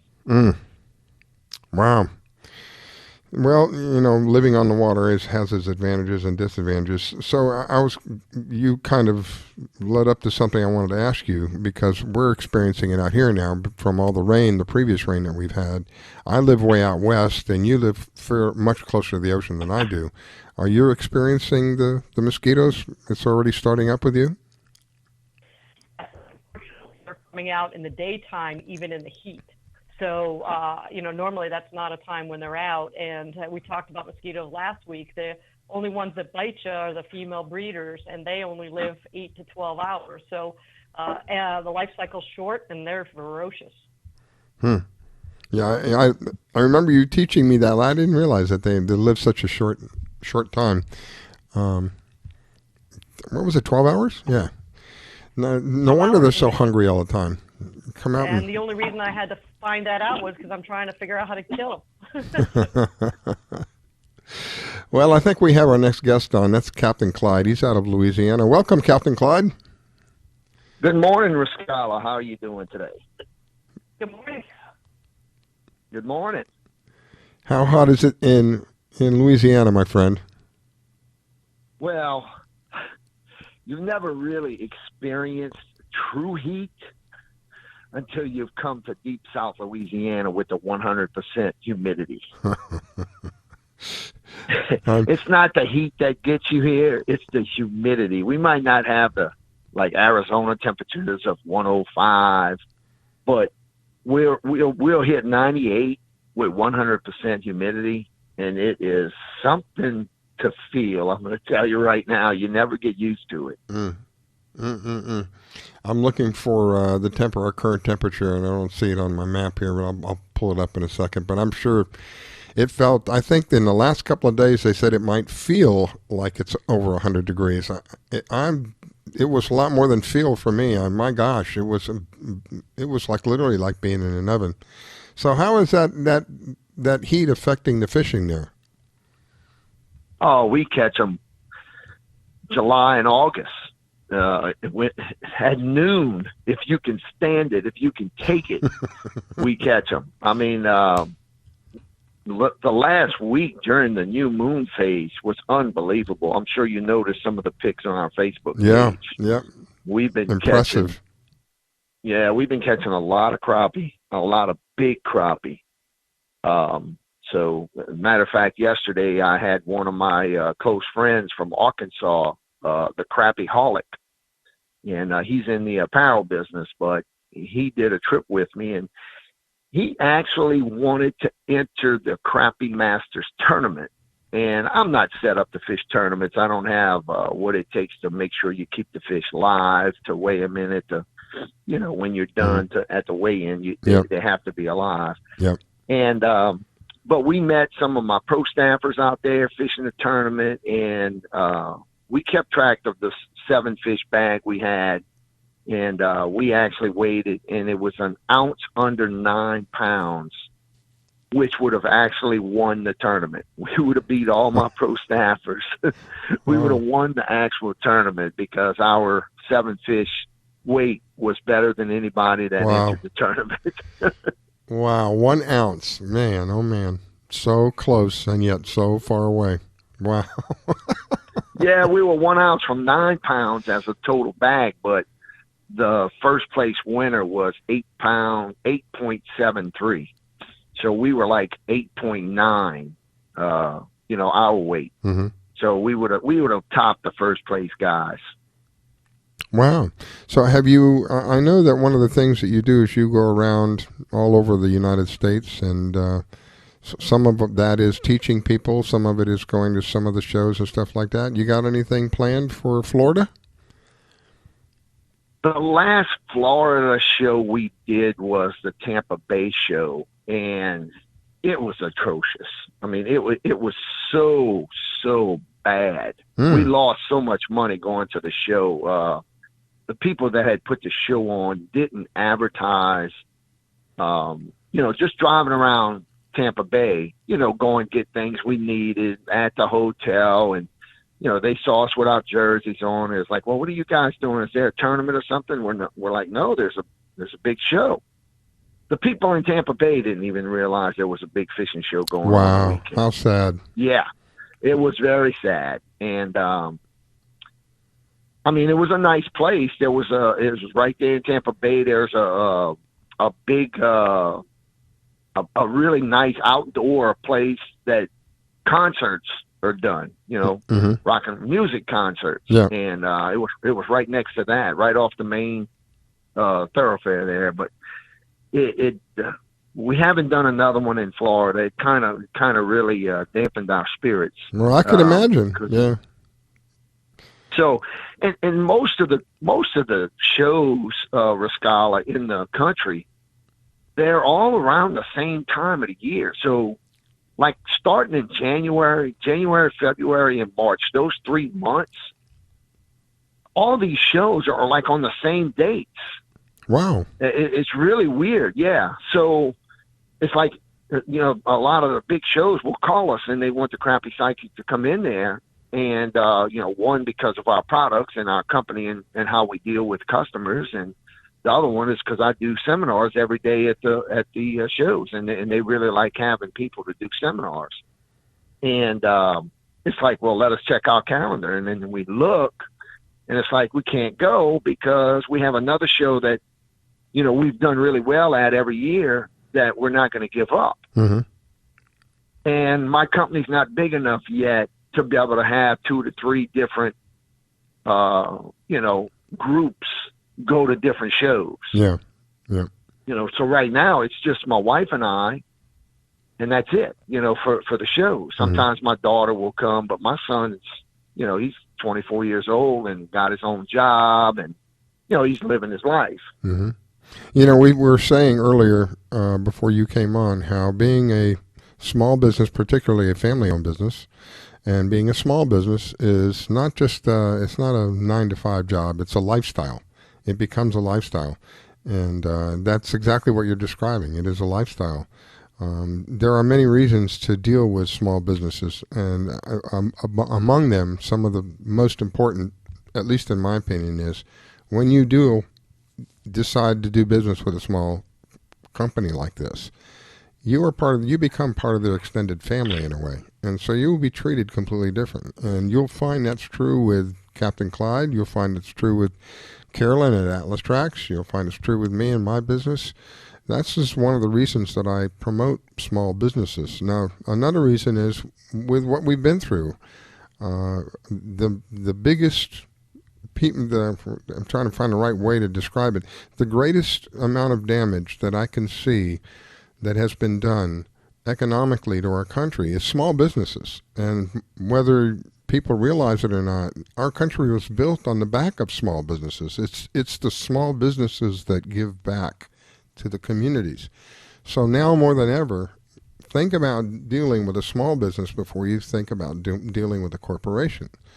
One of the advantages of dealing with a small locally owned business is that the majority of the dollar that you spend, 60 cents or so, maybe even a little more than that, stays within the area, paid by a variety of different ways, either them giving back directly or having to pay local taxes. But in one way or another, about 60 to 63 cents goes back to the local area again. When you're dealing with a big corporation, there's only about 40 cents of that goes back. So there's an economical advantage as well. You become part of the extended family. You help your local economy. As the local economy becomes better, more benefits and for everybody. And, you know, it's kind of a selfish thing. I'm part of everybody. So you're helping yourself. You're helping the local area. So consider that when you're going to do business with a corporation or whether you're going to do business with a local family-owned business, a small business, I would hope that you would consider you would give them the benefit of the doubt, if you would, to do business with them first before you do business with a big corporation. It's just better for everybody. It really is. Well, talking about that, Rascala, I would really like to say something that, you know, about what just happened in small businesses, and it's kind of a huge disappointment for us. Right in the middle of this was, you know, February, March. It was part of our big show season. Well, of course, all the expos got canceled, which caused us upwards of a $20,000 loss for my company in sales. Well, of course, I applied for the small business help, you know, and I didn't even want a handout. I didn't want a grant. So I applied. I just wanted a loan of $10,000, and we got refused because our credit worthiness wasn't quite where it should be. I'm laughing. I'm only laughing because they said the same thing to me, and they said the same thing to another friend of mine. Yeah, exactly. Well, no, I didn't think that's what this was about. I thought this was to help small businesses, and here I am. I'm wanting just a loan. I'm going to pay you back at low interest, you know, and get turned down. So that was really crushing for us as small business owners. Well, this is how we can help each other. When we have that opportunity and we make that decision, that we make the decision to deal with the small business versus the big corporations, because it's the big corporations. I don't want to get political, but it's a fact. It's really not politics.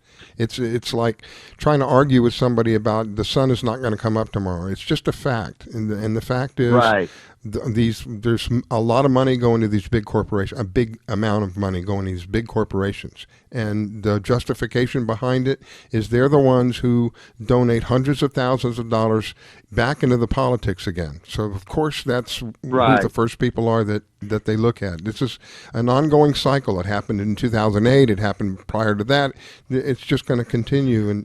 And the way around it that I see is that the people, us, we deal with each other as much as possible. I mean, if you think about America, the way America came to be, it was through the bartering and through the dealing with locals. Everything was local for the longest time. And what that did is it strengthened us.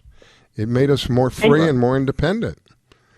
And you know what, Rascala? There's not one person on our panel today or that we have on as guests, and that could be Clyde or Dean or Mike or Trae, you and me, that won't answer our phone on a Sunday.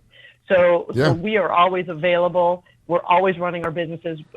I know that if I need something, Trae will unlock his doors for me and let me go in that store. And that's how we can. That's the difference. Yeah, that's the difference. And I think that it's going to be up to us. You know, we clearly our government is not going to step in. Not the way that they said they would, at least. And there's three people right here that I can think of right now: Captain Clyde, me, and then a friend of mine. I have a corporation. I applied. They told me the same thing. And my complaint, my response to them was, well, wait a minute. You told me you're going to give us this money. I don't even know how that became part of the picture. But whatever it is whatever it is. So again, I come back to let's deal with the small locally owned businesses whenever we have that opportunity. I've always been that way, but now stronger than ever. Because it's going to be people like you and people like Carolyn and people like me who end up paying the taxes that end up going back out and supporting our economy. So if in a way you're kind of in a stretch here, but you're kind of being selfish in a way by dealing with a small corporation because that benefits everybody and we're part of everybody. I like the deals where everybody wins. Through all this madness, we do have some exciting news. Yesterday, we released on our website our new itty bitty shrimp bait. Oh, cool. And, so just was put up on the website yesterday. Very, very beautiful, gorgeous, hand-tied hair jigs. Really nothing like it on the market as far as I'm concerned. And we got them in 6 different color variations and, of course, 2 different sizes, the 1/32 and the 1/16. And they're really, really pretty. They come 3 to a pack, and they're retailing for $3.99. And it's a great deal. They last a very long time, and they're really, really nice. So that's something new that we just introduced. So we are still trying to grow, and we are still trying to continue to introduce new things from our small company. And Rascala, you've been knowing me for quite a while now. This is our 6th year in business. God bless you. And we're nowhere near where we want to be, but we're a lot further than when we first started. So, God has been blessing us. There's been a lot of great doors that he's opened for us, especially, all the TV shows I've been on, along with my wife, Janelle, who's a Cajun chef.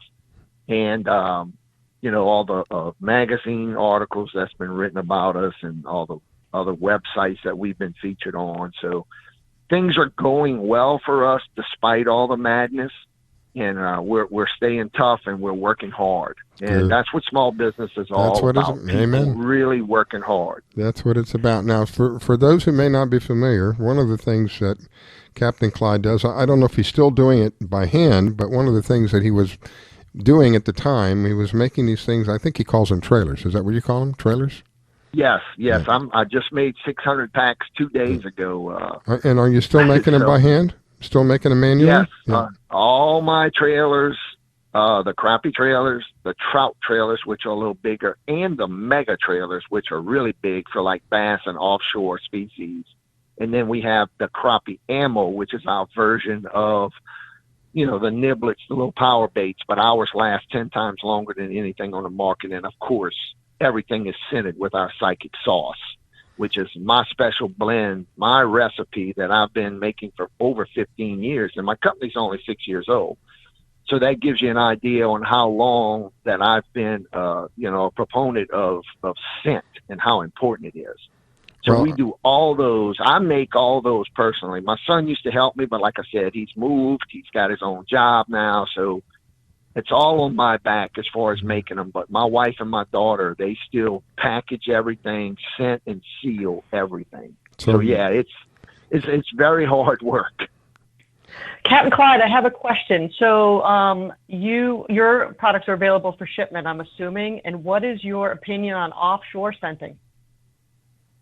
We don't actually scent the offshore mega trailers because we don't have the special bags for them. The thing with scenting your product is that you have to have a special barrier-proof bag where the scent won't leach through or leak through.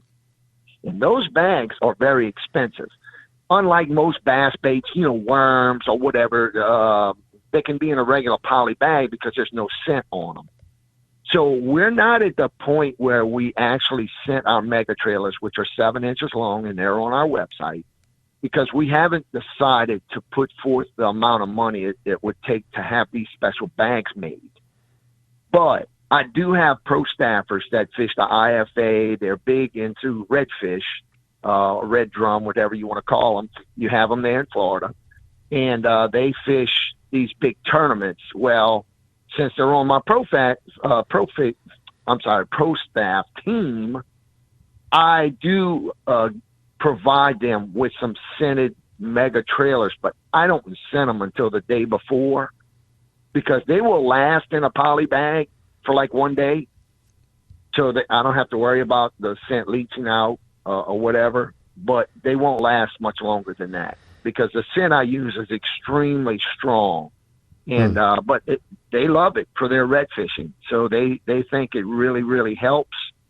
I don't have anyone offshore yet that has tried it or that has approached me to try our psychic sauce on their plastics. Do you have? Go ahead. First. Say it again, Carolyn. I might be your first, Captain Clyde. I do a lot of offshore fishing out of Pompano Beach, so I might ask for give it a try. What I could do is possibly, if you were interested in these mega trailers, I do have people that's catching a lot of red snapper on them. They're catching some lemon fish, which you might call cobia. They're catching a lot of offshore species, wahoo, tarpon and tuna. They use them as trailers on these big baits, on these big squid baits. So I do have some offshore people that have, they've caught a lot of offshore. Oh, grouper also. They're catching grouper with them.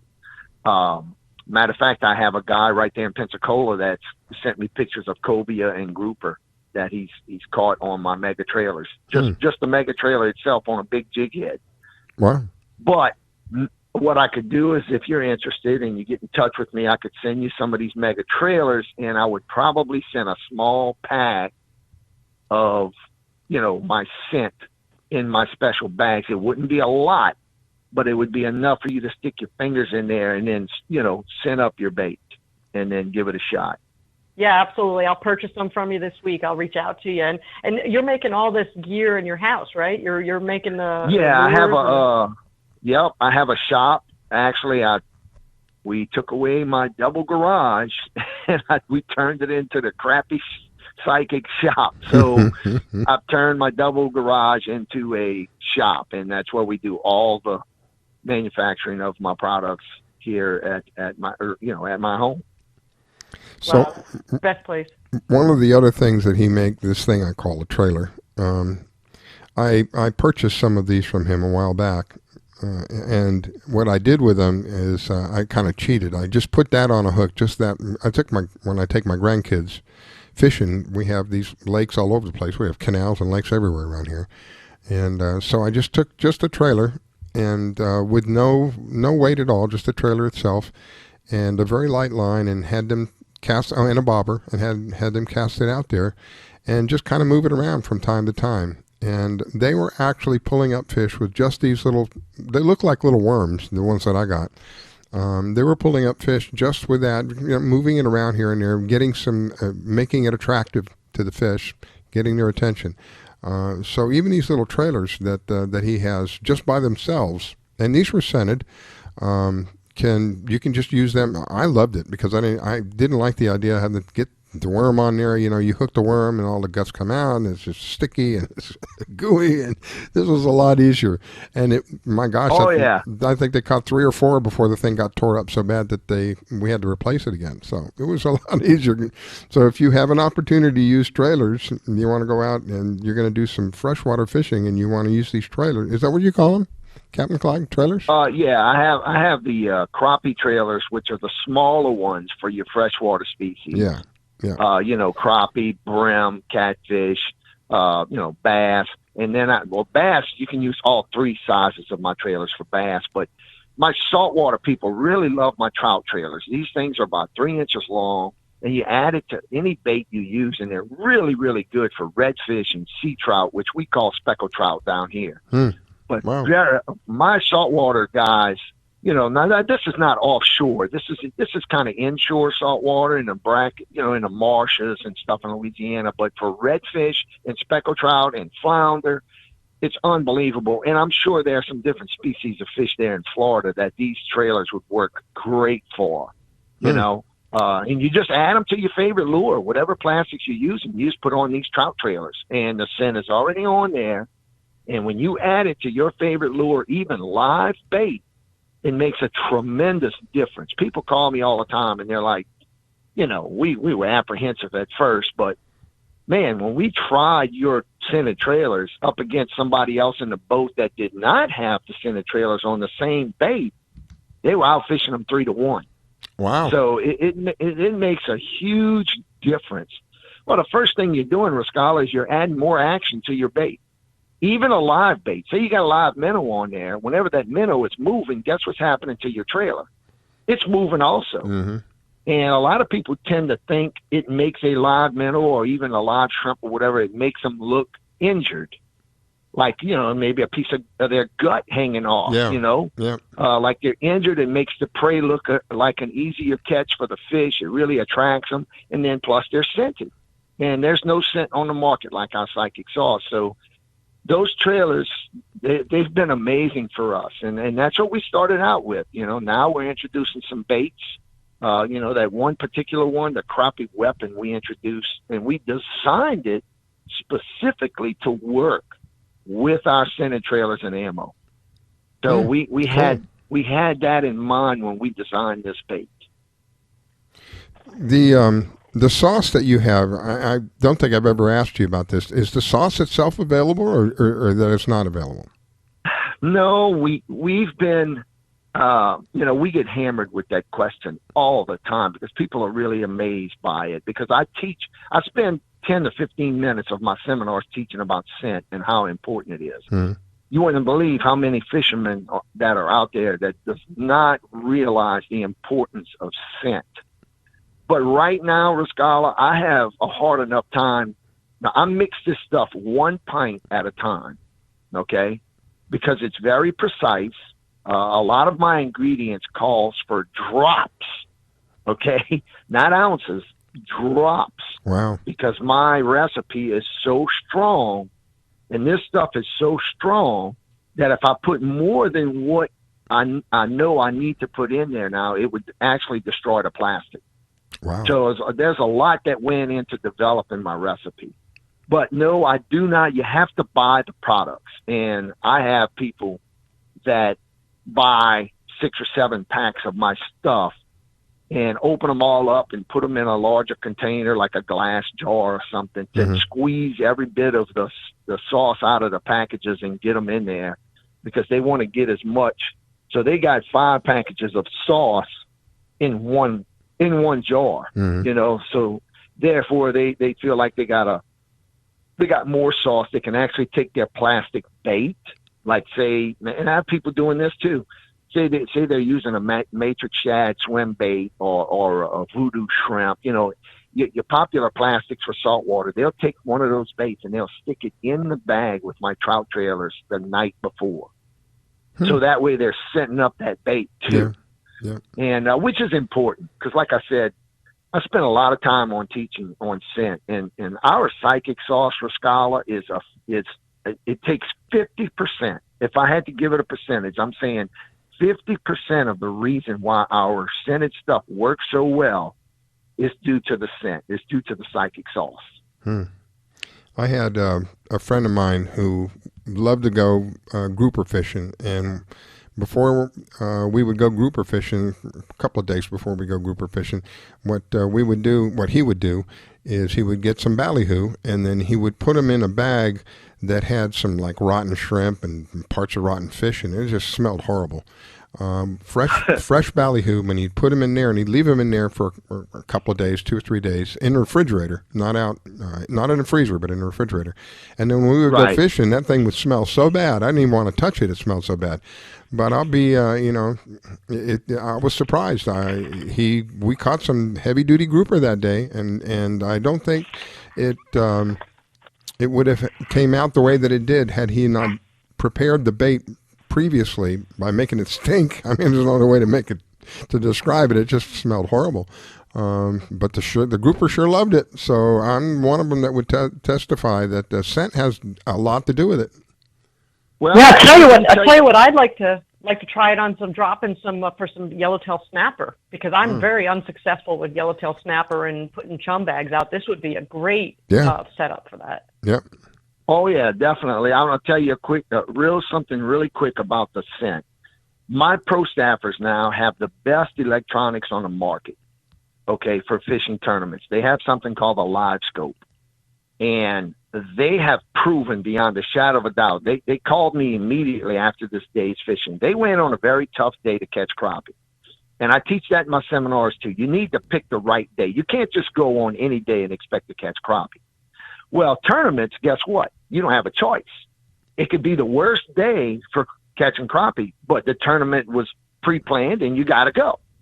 So they're watching these fish on live scope. Now you can see your bait. You can actually bounce your bait on the nose of these crappie. You can watch that. It's unbelievable. So they're trying this bait, and they're putting it in there. They're trying to antagonize these crappie to finally hit it.